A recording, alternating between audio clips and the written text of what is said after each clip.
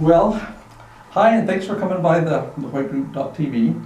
And I've got Evangeline with me again today. Yeah, Happy New Year. We haven't been around here for a couple of weeks, it seems like. Yeah. And so, tell us what changes are there that have taken place in the last little while Okay. in the mortgage world. Yeah, two big things I think affecting everybody come to mind. The first one, obviously, interest rates.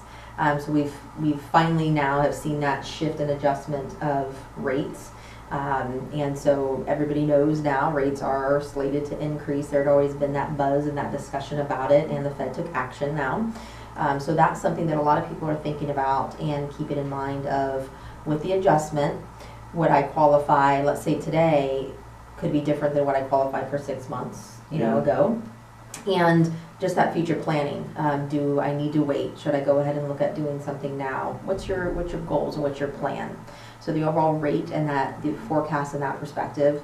The other one, which I'm in love with right now, because I'm being able to save a deal with this new guideline, is that Fannie Mae adjusted, and basically when you own a home, if you're purchasing a home and that home is not closed escrow yet because you're going to sell it, we have to hit you with that mortgage payment because you still own it, right? And it's not like it's rented out, you have it listed for sale.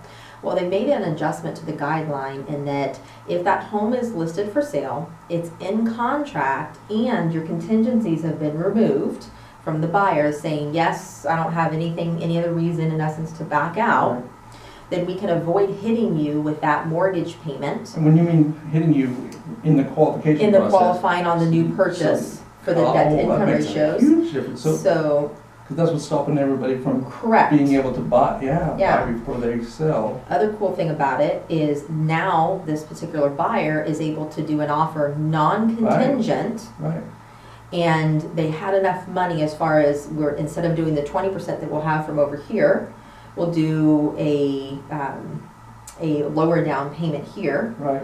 And they could do a principal reduction. We could do it at first and second. So it's a great way, especially because right now, I still feel like we're in that overall market of people that, and you see this more than I do, right? They have a house to sell. You're having these conversations. Just so tight. There's just such a tight number of homes that are available.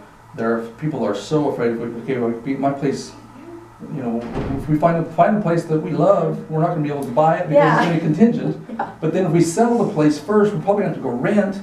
And who loves to move, right? Yeah. But even when you think of the last couple of transactions we just did, and when we're closing today, all of them have been that domino effect. Absolutely, yeah. Well, there's 2 or 3 of them in contingency. Yeah. It's hard to find people that to start. I mean, it's really hard to find sellers that have the time and the options to take the risk of taking a contingent offer. One of the cool things that you're always amazing at that you and I do together though as well is that seller that has a home, you get them in contact with me up front. We do the full underwrite, so when you're making that offer, you can do it with no loan contingencies. Right. It doesn't mean it wouldn't be contingent upon the home still selling, but they know that this is like cash. We're not going to have an issue with the loan. And just by having your name on it, honestly, yeah. I mean, don't get your head too big, but just by having Evangeline's name on it, she's got such a great reputation, and people know that deal is done. And when I mean that loan has been underwritten,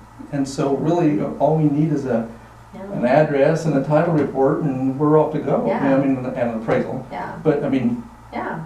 So if your New Year's resolution was to buy a house, absolutely, give this guy a call or sell a house. And the thing that I see about, so we've got 18 buyer leads, actual buyers since the first.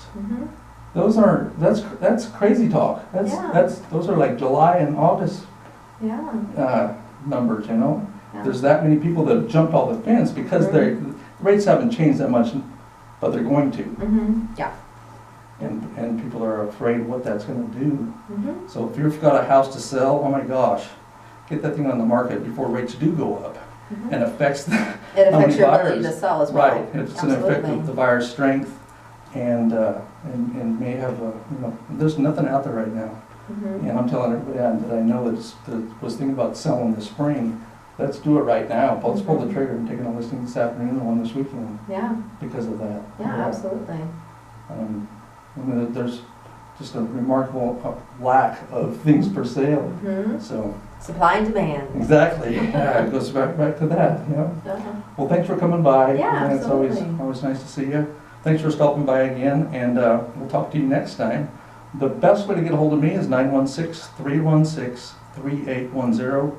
You can text me there too, or fourth at the Hoyt Group, TheHoytGroup.com. Or how do we get a hold of you? You can call or text to 916-496-0160. That's the best way. That is awesome. Thanks for coming by. We'll see you. Bye.